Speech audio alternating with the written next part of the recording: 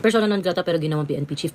Well, yun nga may track record kasi siya na nakikialam siya sa politics, which is hindi po pwede para sa isang police.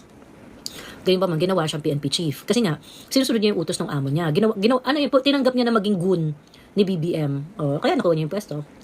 Di pa matutuloy yung impeachment ni VP. Well, it looks like ganun yung David, ganun yung mga analysis ng mga political observers, even the politicians. Sinasabi nila dead on arrival na nga itong impeachment ni Inday. Kasi nga, unang-una, it seems that Inday has the numbers. Ganon. Pagkatapos, if you're going to look at the behavior of the senators, hindi nila isusugal yung political career nila kasi if they're gonna vote for the conviction of Inday sa trial, they are definitely going to lose Mindanao and Visayas. So, mayayari sila dyan.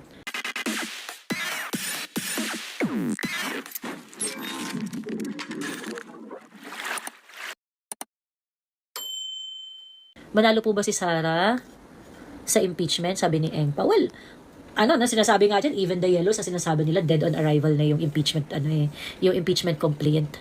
So, ayun. Hello, Paraluman, Rian, Anora watching from Bahrain, Helen Fernandez. Hi, ma'am. Saan ka po mapagod sa ludo sa'yo po? Sabi ni Mira.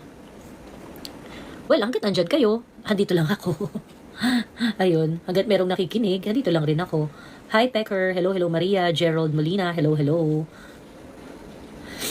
Ayan, hello ma'am, dito lang kami. Sabi ni Savi Ayanjo Salaveria. Ayan, thank you. Ian Paul, hello. Malabo pa sa mata ko ang impeachment. No to impeachment, sabi ni Haji. I think so. Ang tawag dito? Bakit nakatago yung mga ibang mga comments? Ayan. Kaumay si Auntie Claire. Parang nasa circus show. Well, ako tingin ko, si Auntie Claire, sinusunod lang rin niya yung yung utos sa kanya. I think it's really, ang questionable kay Auntie Claire is yung principles. Kasi, well, she's not, the smartest tool in the box. In the shed. Ganon. Well, hindi siya sobrang talino. Alam mo yan, yung parang hindi naman talaga siya yung parang,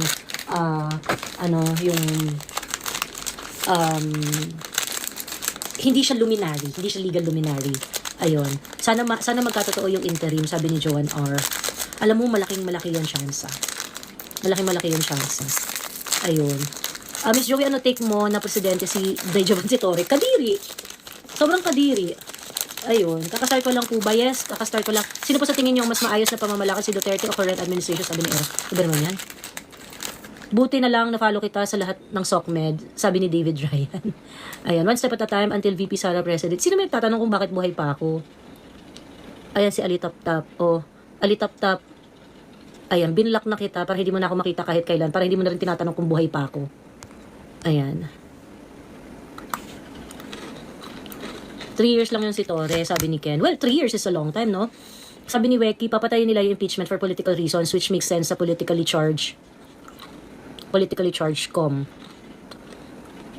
Hello, Jabi. Paano po kaya pagsahig na namatay sabi ni Vivi? Politically charged complaint. Yeah, I think kapag, agree. Yan nga rin yung sinabi ko, diba, dun sa live na, kung ako yung galit kila Inday Sara, it is not favorable sa mga anti-Duterte na ituloy yung impeachment. It is not favorable. Ano masasabi niyo, ma'am, kay Madam Party Queen, Leila na Gina G sa impeachment ni Inday Sara? Well, people like Leila de Lima, wala namang they will do everything to bring down the Dutertes. So ngayon, it is expected na si Leila magtatatalak tungkol sa impeachment. Well, yun nga yung assignment niya, di ba? Ang assignment niya is to prosecute Inday. Ganon. Maging attack dog. Ayan. Kaya matulog ka na, hindi ka pa bakota, sabi ni Vindoy. Vindoy, tulungan na kita. Black ka na para makatulog ka na. Huwag ka magpatulog ng iba kung gising pa. Okay na po ba si Sen Aimee and Maharlika Sahig? Hindi ko alam, wala akong idea.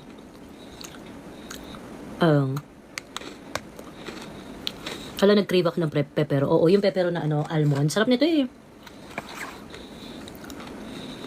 Ayun. Hindi ko alam.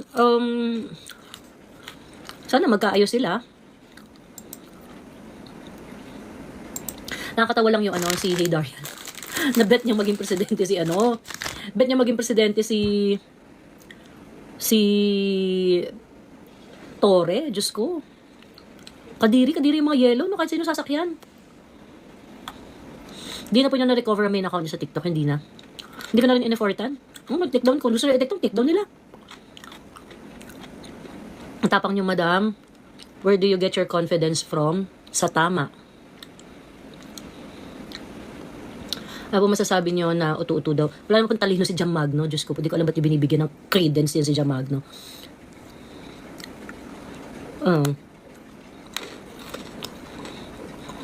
Ano masasabi niyo kay Jam Magno? Ano yan?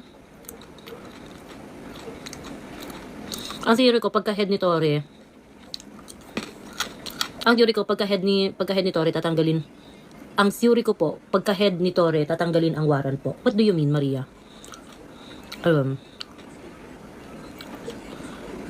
Hindi na ba DDS si Jam? Hindi naman talaga siya DDS eh. Ang bilis ng promotion ni Torre, sunod-sunod. Well, yun nga, no matter how much they deny na merit yan. Yeah, merit sa inyo. Kasi nga, sinusunod, yung merit ninyo is based on dun sa pagsunod niya sa inyo. Pagsunod niya sa BBM administration, in which many of the utos is really oppressive. Ayun. Ba't wala kang masabi kay Robin since siya yung pinakabobo, sabi ni Atomics? Hindi naman si Robin yung pinakabobo. Much lang sila ni Risa Ontiveros.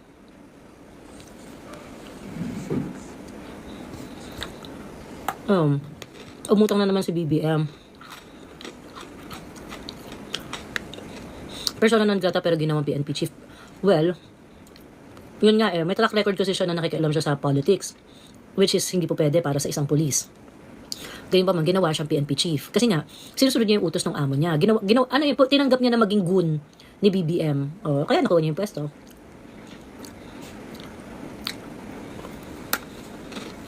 Ngayon, si Risa din nga, sa isip ko, sabi ni Chicken Adobo, pagka-head po ng PNP, alis niya po yung warrant of arrest. Hindi naman niya pwedeng gawin yun. Bakit yung dami nag-resign? Pinaresign nga ni BBM lahat. Mag-utak si Risa at Robin, marunong lang mag-English yung isa, sabi ni W. Ayun. Mapagpanggap kasi si Risa, di naman talaga matalino. Di ka ba nagulat, number 2 si Bam, nagulat? Di pa matutuloy yung impeachment ni VP? Well, it looks like ganun yung David, ganun yung mga analysis ng mga political observers, even the politicians. Sinasabi nila dead on arrival na nga itong impeachment ni Inday. Kasi nga, unang-una, it seems that Inday has the numbers. Ganon. Pagkatapos, if you're going to look at the behavior of the senators, hindi nila isusugal yung political career nila kasi if they're gonna vote for the conviction of Inday sa trial, they are definitely going to lose Mindanao and Visayas. So, mayayari sila dyan. Mayayari sila. So, yun. I think it's better. Ngayon, pag tinuloy kasi nila yan, maha-hot seat ang Senado. Pag tinuloy nila yan, talaga mayayari sila ng bonggang-bongga. And it's better for them na hindi na lang ituloy. Ayun. Sabi ni Junggo, naniniwala raw sa chismis si De Lima na dead ng impeachment sa Senate. Kasi wala pa namang statement yung Senate eh. Kay Joey, isang stick lang ang sugar.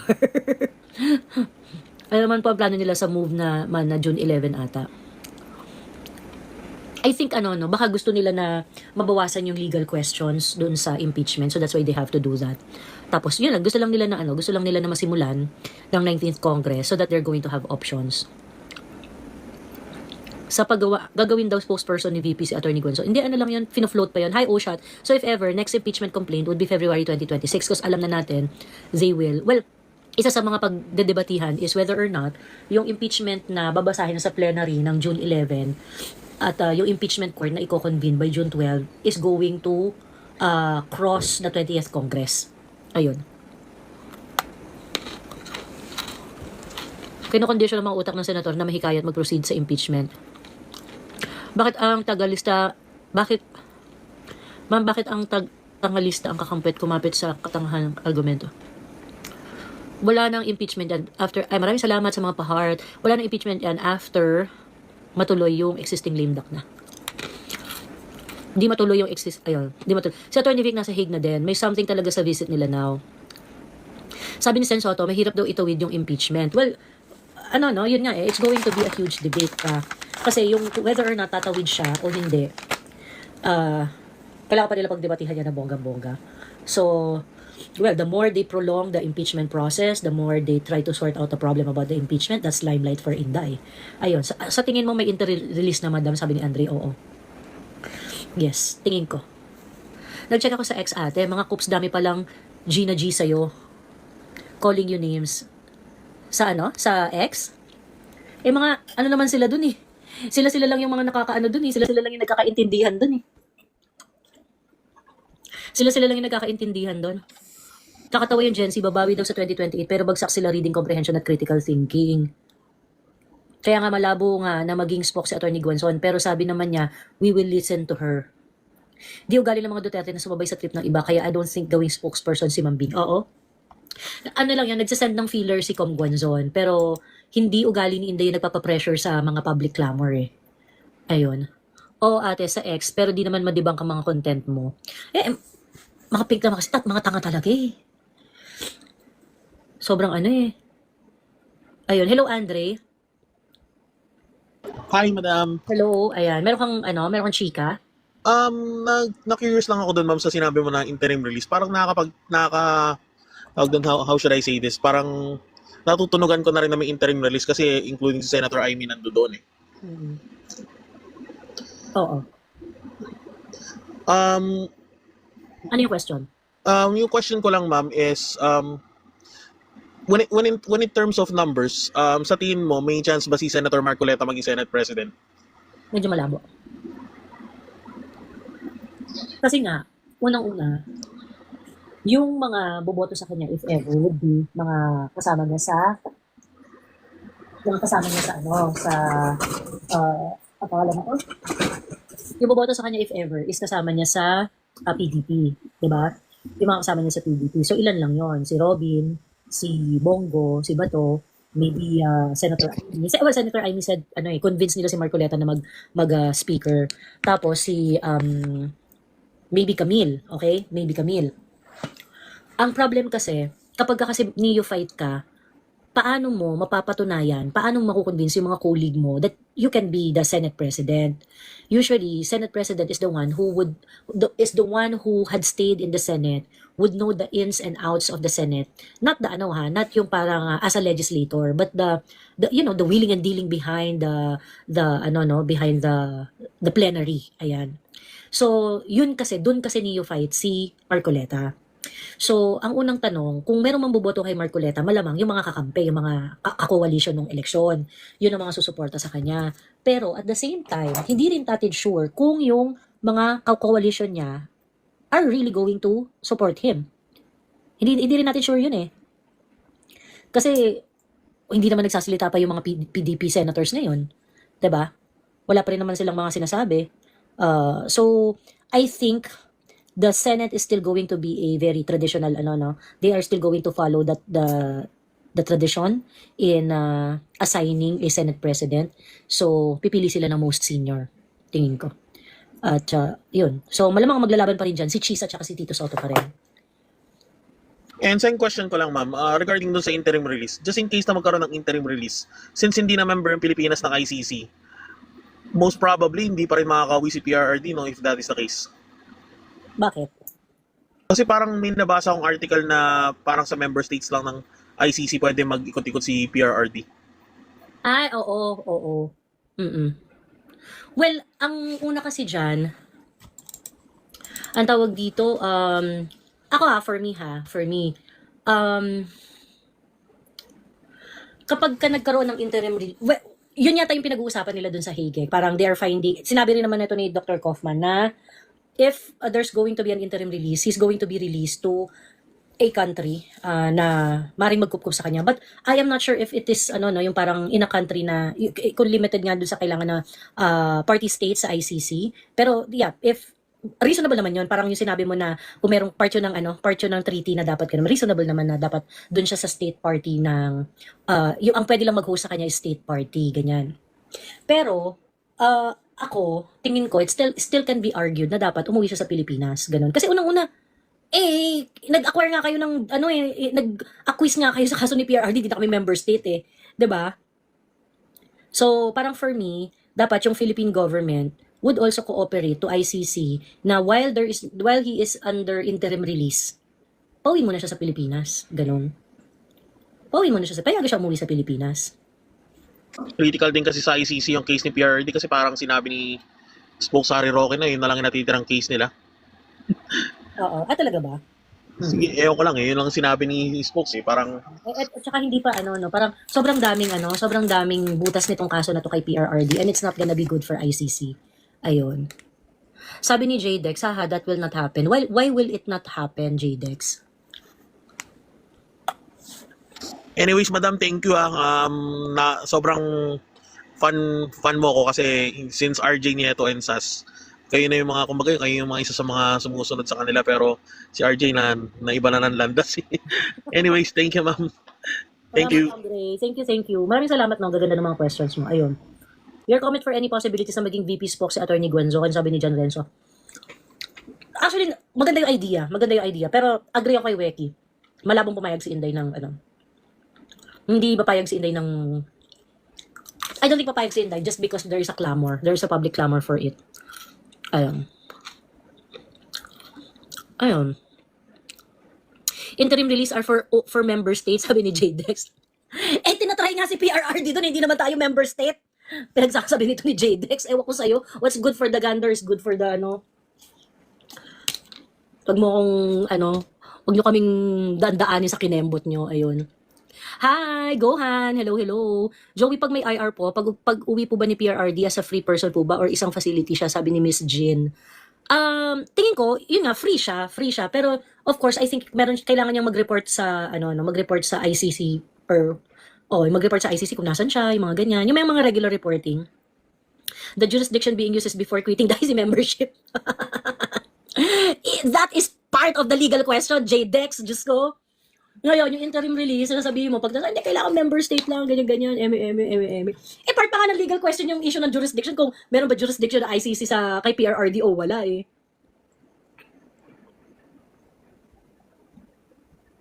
Hindi ka mo po pwedeng sabihin na, pang member state lang yan, ineme, ganyan. O kung pang member state lang siya, o bakit yung sinimulan yung kaso kay PRRD? Kasi ang reckoning point ninyo, yun nangyari yung kineme, ganyan. O ngayon, kasi kung ganyan yung way ninyo ng pag-argue, JDEX, nag-cherry pick kayo eh. And that is unfair. Hindi yun, ewan ko sa inyo, hindi ko alam sa inyo kung paano nyo naiisip na fair yung mga ganyang klaseng pag-iisip. Na ay hindi, pag interim release, hindi po pwede yung remedy kasi hindi na tayo member state, pero pwede siya i-prosecute. 'Di ba? Pauso kayo ng pauso kayo ng mga split jurisdiction. Sa totoo lang. Until now, di pa nga alam kung may jurisdiction ICC sa Pinas sabi ni Sabertooth. Ayun. Pauso ng mga split jurisdiction to mga to. And sa totoo lang dito ako na-frustrate dun sa ibang mga lawyers. To be fair, hindi lang naman si JDEX yung nag-argue ng ganyan eh. Meron din talaga, yung sabi ko nga sa inyo, yung law professor ko, ganyan din mag-argue eh. At I criticize her really harshly, Kasi parang for me, yung ganong klaseng argument na hindi natin po pwedeng i-apply yung mga ganitong remedy kasi hindi na member state, kasi hindi na po yung mga ganon, it is actually a dangerous precedent, no? Kasi jurisdiction is not supposed to be applied that way. Ganon. At least lawyer na yon, di flunker. Sabi ni JDEX. Ngayon, ano naman? Akit nga JDEX, what does that has to do with being reasonable or not reasonable?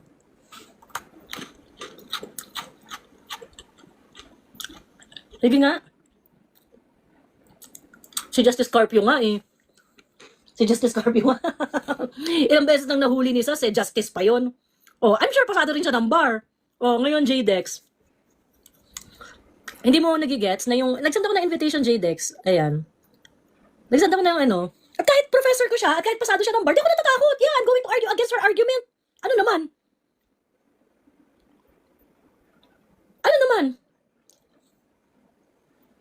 You think it is acceptable that we are going to apply this split jurisdiction sa mga future cases ng ICC or even dito sa Pilipinas?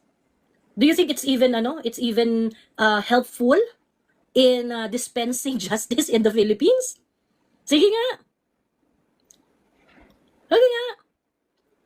Yung mga ganyan kasi JDEX na mga salita, buti yung nakapasa ng bar, ikaw hindi, ganyan-ganyan. Explain split jurisdiction and explain na nga, JDEX. Umakyat ka, nagsasend ako ng invite.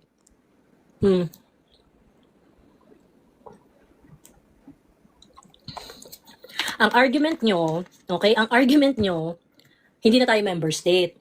Hindi na tayo member state, pero member state tayo nung nakomit yung crime. So therefore, itatry si PRRD under the presumption na may jurisdiction yung ICC sa Pilipinas, pero yung mga remedy na hihingi ni PRRD, hindi po pwedeng mag-apply sa kanya. Kasi hindi na tayo member state ngayon. Sige nga, naiintindihan mo ba yung pinagsasabi mo, JDEX? Naiintindihan mo ba yung pinagsasabi mo, JDEX? So, meron lang jurisdiction pag itatry siya, pero pag bibigyan siya ng mga remedies, walang jurisdiction yung ICC, saka nakakita ng fairness na ganyan. Ewan ko sa yung putang ina mo. Diba? Diyos ko. Ginagaya yung statement ni Boying, number 1 ata to ni JD. Yeah, oo, kaya si Boying nga, ganyan mag-argue eh. But Boying, who is also DOJ secretary, that was not his position before. Diba? So, yung sinasabi ko sa'yo, JDEX, ayan, pasado si Boying sa bar. DOJ secretary. But what are we going to do with Boying? Sinasabi rin ni Boying, yung sinasabi ng professor ko, okay, but Boying is also saying an exactly the opposite thing. Nung 2022 and 2023, DOJ secretary na rin siya noon. Diba? Tsaka parang, hindi ko alam, bakit, feeling nyo ba may intimidate ako dahil at least yun pumasa sa bar? Si Auntie Claire nga pumasa sa bar. Ang tanga-tanga.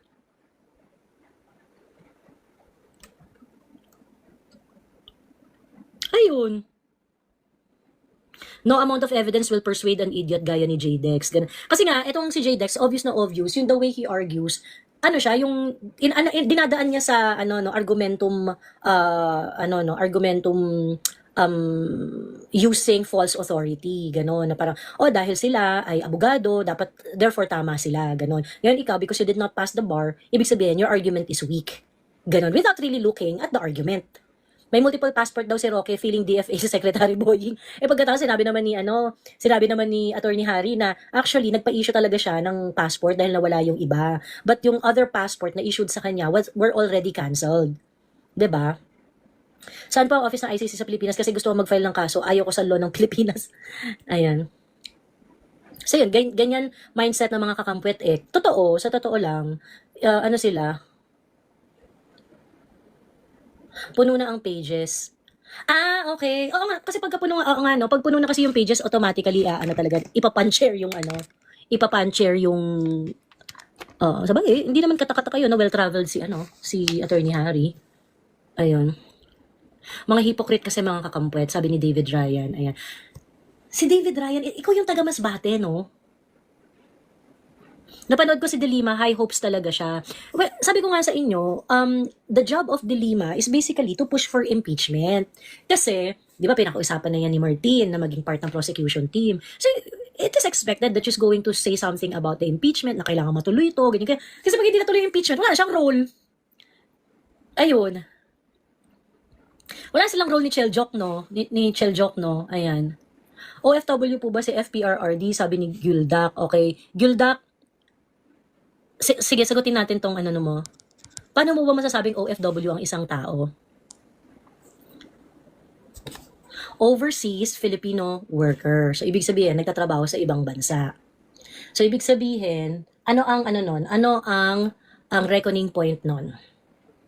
Is it where the job is rendered or is it where the salary is coming from? Sino ba nagpapasweldo kay PRRD in case na, mag-work siya as a mayor? Sino papasweldo sa kanya? Philippine government. O so kung Philippine government siya, paano siya magiging OFW? Ewan ko sa'yo, putak, taka ka. Diyos ko, nasa ibang bansa lang eh. OFW po ba si PRRD? Diyos ko, yung mga pakyat na mga tanong, yung mga pawiti na mga tanong na ganyan, nakaka-disappoint. Parang naman itong mga tanong to? Parang, feeling nyo ba ang smart nyo? Feeling nyo ba ang smart nyo pag nagaganyan kayo? Ayan. Naniniwala ka po ba, Mems, na may dayaan sa recent election? Curious lang, sabi ni Joe Tarepe. Yeah. And I think that the dayaan happens not only during the election period. I think there were series of decisions of COMELEC that led to the unfair election. Ayun. Ganon.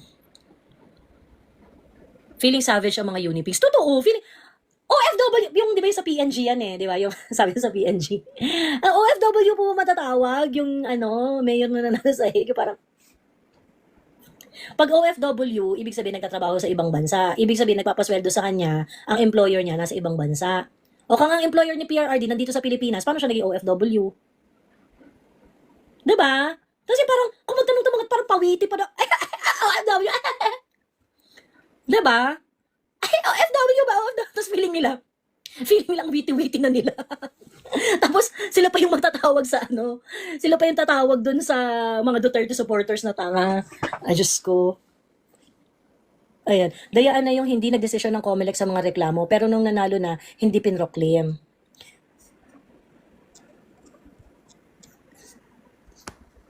Ayan. Pero, paano kaya maaano yung mga comment na automatic?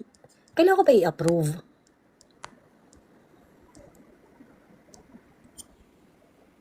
Ayan. Kakatayo yung Gen Z, bawi daw sa 2028, pero bagsak sila sa reading at comprehension critical thinking. Ano po update sa dep-dep ni o sa kanya? Hi Joey, random question. What is your memorable moment during law school? Lahat. Ginapang ko yung law school ko eh. Ginapang ko in terms of yung pagbabayad ng tuition, ganun. As in, sobrang ano, hindi siya talaga, hindi siya madali financially. Ayun. So talagang ginapang ko talaga ng bonggang-bongga. And I was really, really broke when I was a law student. So, kailangan ko mag-library kasi wala akong pambili ng libro. So, library lang ako parate. Tapos, I have to, mahal kasi yung tuition fee ko doon sa law school ko eh. As in, number 2, Ateneo, tapos yun na. Yung law school ko na yun. Sumunod na may pinakamahal na tuition. Ayun.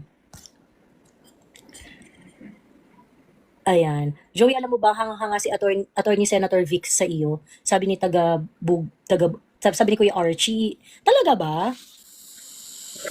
Talaga, sabi ni Attorney Vic. Ayun, from what law school po ka? Ayoko sabihin. Joey, lawyer ka na po ba? Well, wala, I do not have the dot. Hindi po ako, barrister lang po ako.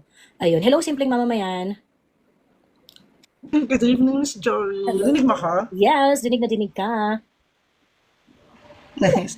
Hindi, magtatanong lang sana ako. Ikaw yung Beatrice? Ay, congratulations sa natalo si si Amat sa district. Hindi napatawag kami sa Congress ulit sa June 5. Diyos ko. Uy, alam mo, tumang-tuwa ako sa sagot mo lang sa kanya. Natutuwa talaga ako dun sa mo. Ang galing mo dun. Saludo ako dun sa'yo. At nag-aabang ka talaga ako sa Congress ngayon sa mga nila. Kahit walang kwenta-kwenta yung mga ginagawa nilang TRICOM hearing ngayon. O, but yun nga po, magtatanong talaga lang sana ako. Kasi hindi ko makita yung tanong ko sa baba, ang daming magtatanong.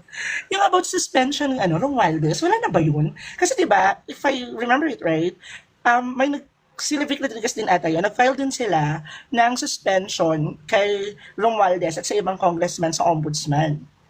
Di ba? Parang hindi pa yata gumagalaw yun.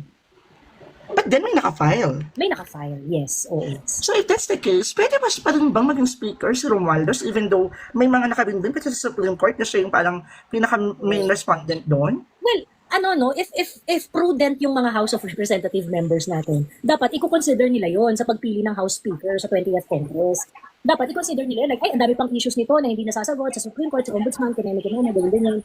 Kaso, ang problema, wala kang moral yung mga members ng House of Representatives. They do not care. Diba? Pero if kunwari, siguro, mga previous Congress yan, yung mga lumang Congress yan, na medyo banal-banalan pa sila, tsaka yung mga tipong, alam mo yun, yung may mga honorable pa sila. So they are definitely going to consider those situation yung sinasabi mo na demerit ka na kasi meron kang kaso sa Supreme Court on the national budget, on the kaso sa ombudsman, kineme ganyan.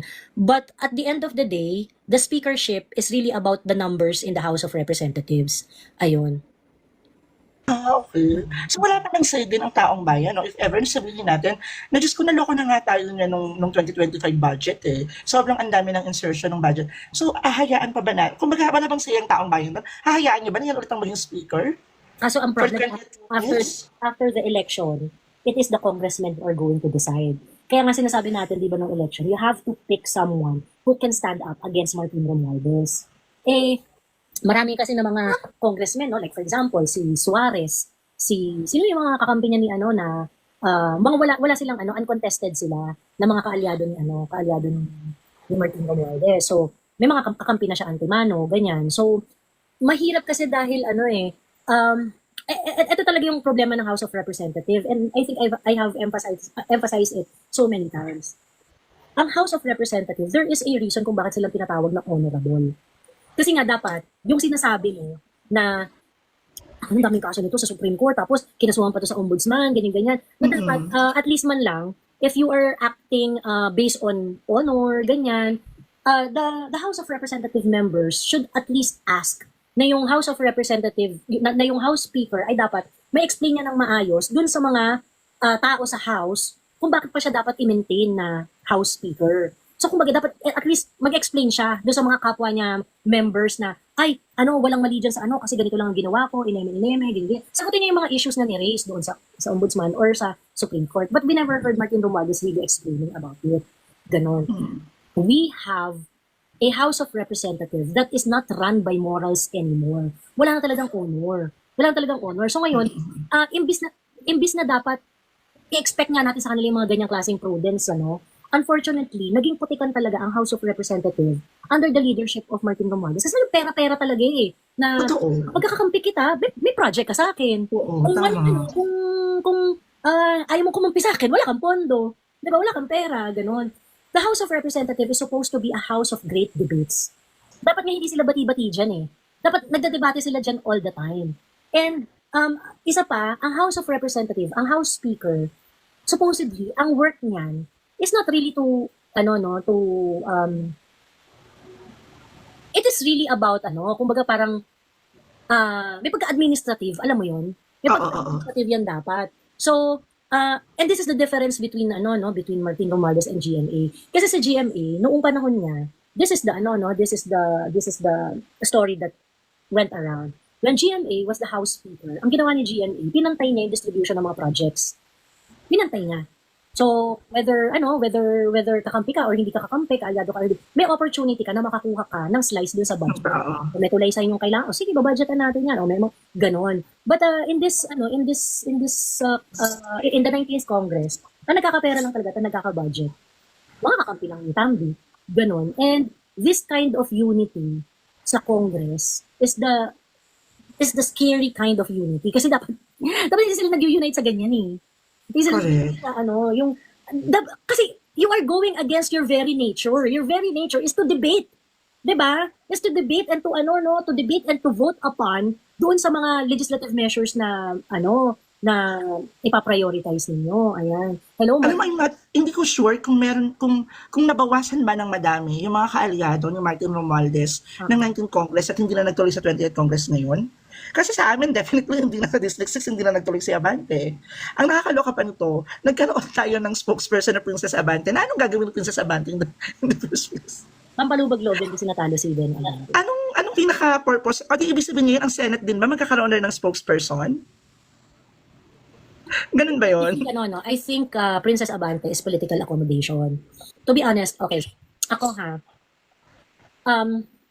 I think the Manila election, pagdating sa mga congressmen, is really tinkered. Yan? Yung election natin ngayon, alam ko naman talaga na magkakaroon ng dayaan Kaso nga lang ang problem kasi sa mga election dayaan, it's very difficult to prove it, right? It's really very difficult to prove it. But there had been compelling demonstration of how much they can tinker sa election natin without being busted. And ang sabi ng mga ibong mamatalinghaga, ganyan, ng mga ibong matalinghaga sa kaparangan, and these are consultant of politicians, so I was able to talk to understanding election and cheating in the election, ganyan. Talagang ina-expect daw talaga, kahit sino raw ng mga politicians, especially yung mga tenured na mga politicians, ina-expect talaga nila that kailangan mo i-factor in ang dayaan. And the dayaan is around 20%, kumbaga 20% yung maximum, 20% ng registered voters. So kung kunwari sa Manila, ang registered voters ay 100,000. Ibig sabihin, 20,000 yung pwede nilang i-tinker yung boto. Ayan. So kung kunwari, tawag dito, ang boto ni candidate A ay, ang boto ni candidate A ay, ang tawag dito, sabihin na natin na 50,000 si candidate A. Pagkatapos, si candidate B, sabihin na natin na ang boto niya ay hindi, babaan pala natin ito. Sorry, gawin natin 35,000. Ayan. 35,000 ang boto ni candidate A. Ayan. Tapos si candidate B, sabihin na natin na ang boto niya ay 40,000. Ayan. So meron ka pang, ilan na yan? 75,000 na yan. Okay? So meron kang allowance na 20,000 na boto na pwede mong dugasin. O magkano ba yung boto na pwede mong ilagay sa 35,000 ni A para magmukha siyang panalo? Huwag mo naman gamitin yung buong 20,000. O sabihin natin, 10,000 gamitin mo. Ayan. 10,000 lang ang gagamitin mo. So magiging 45,000 na si A. O sapat na yun para manalo siya sa eleksyon. Pagkatapos, sabihin mo na lang, ayan, 85% na voters turnout. O kahit napakataas niyan, kahit para talaga 85%. Wow. 85 yung bumoto. 85%. O 85% talaga ang voters turnout. Ganyan. O, pero anyway, wala naman nagreklamo sa voters turnout di ba? Totoo. O ayun, so ngayon, mananalo na siya kasi 45 na siya. Nanalo siya by 5,000 votes. Ganoon. Ako, I really feel na if there's going to be any dayaan in the congressional race sa buong Pilipinas, I think it's going to be doon sa mga congressman na kaalyado ni Tandy. Ganon. Totoo naman. Si Luis Tro, I think aside from the push from Tandy, meron din siyang diskarte ng kanya. Kasi a lot of locals doon sa district ni Luis Tro, ni Jervin Luis Tro, ang daming nagsasabi, at yun yung usap-usapan sa Batangas, no, na nag-prepare din talaga to si Jervin Luis Tro. Kasi ang dumali sa kalaban ni Jervin Luis Tro sa Batangas ay hindi yung tinkering per se ng 20%. Flying voters naman yung kay Jervin Luis Tro. Pero yung kay, yung kay Joel Chua, kay Benny Abante, at saka yung kay Valeriano, I think si Valeriano at saka si Chua, nanalo sila because of the 20%. Kasi kung titingnan mo yung boto nitong mga to, hating-hati eh. Oo. Nanalo sila para mga 3,000, 5,000 votes lang. Kay Chua 2,000. Chua 2,000 lang yung lamang niya. Oo, di ba? Tapos si Valeriano, Si Valeriano? Anong district siya? Hindi ko alam si Valeriano. ha? Hindi ko kilala si Valeriano. Sino Si yun? Valeriano, yung congressman na nag-privilege speech, kaya nagkaroon ng hearing sa confidential funds ni Inday. Oh. So ngayon, kung kunwari, merong mandudugas sa eleksyon, merong interest yung House of Representatives na dugasin, yung kay Valeriano at saka kay Joel Chua. Oo, totoo. Joel Chua is part of the impeachment prosecution team ni Inday, and Valeriano also had a very huge role because he is the chairman of the Committee of Good Governance and Public Accountability. Yung committee na humawak noong confidential funds issue ni Inday. Correct. Kaya kinalkalsaan yun. Oo, kailangan siyang magstay kasi siya yung may hawak ng records eh. Diba? Siya yung nag-facilitate ng buong sila yung nag-facilitate ng buong hearing na yun. So yun. Tsaka yun, si Benny Abante rin. Ayan. Wala, kinampanya ko yung si Benny Abante dito eh. Kinampanya mo na. Na wag iboto. Huwag iboto. Alam mo, even with Joey Uy, may nagsasabi na ako, pareho naman yung si Joey Uy, may issue din na corrupt something. Sabi ko, kung magboto rin naman kayo ng corrupt din, doon kayo sa bagong corrupt, Diyos ko, lumang corrupt na yan, magnanakaw lang din naman yan. Ito kayo sa bagong magnanakaw. Oo. At least, di ba, kahit pa paano, the least thing that you can do is spread. Di ba? At least hindi na pupunta yung pera sa isang tao. Share the blessings daw. Share the blessings ng kaban ng bayan sa iba yung magnanakaw naman. Oo, sa ibang magnanakaw naman natin ibigay. Ganun. Correct. And that's the reality of the election, sa totoo lang. Itong 2025 election. A lot of people believe that every election merong mangyayaring bago. Yan yung sinasabi ko. Yung iba nga parang inaano nila na parang hindi ko maboboto si ganito, hindi talaga kaya kinano. You really have to look at the election as yung mas cold-hearted kayo dapat. Ganon. Hindi yung parang pag ginawa mo talaga beauty pageant yung election na parang hindi ko kasi parehas namang hindi parehas namang kinano yan. Actually, hindi mo talaga masisiguro kung sino talaga yung karapat dapat dyan sa mga yan. Totoo. Hindi mo talaga malalaman kung sino talaga yung tunay na karapat dapat dyan sa mga yan. Hindi talaga natin malalaman kung sino talaga yung deserve or whatever. And hindi porket maganda yung credential, it means na magiging tapat or ano. At dami-dami na natin naboto na napakaganda ng credentials na tinatantado lang ang bayan. Ferdinand E. Marcos, napakaganda rin ng credentials yan, di ba? Ayun. So, hindi yung guarantee. So, kailangan talagang maintindihan ng mga voters how to cheat the system.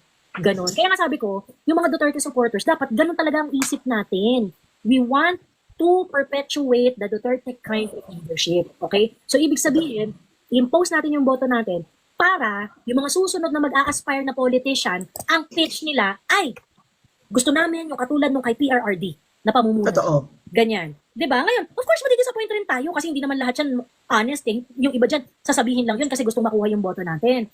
But we win. Nevertheless, we still win. Kasi the mere fact that they are trying to make themselves beholden doon sa Duterte kind of leadership. 'Diba? Magkakaroon tayo ng mas maraming choices. Ngayon, hanggang dumating yung time na pwede na natin gawing pageant ito.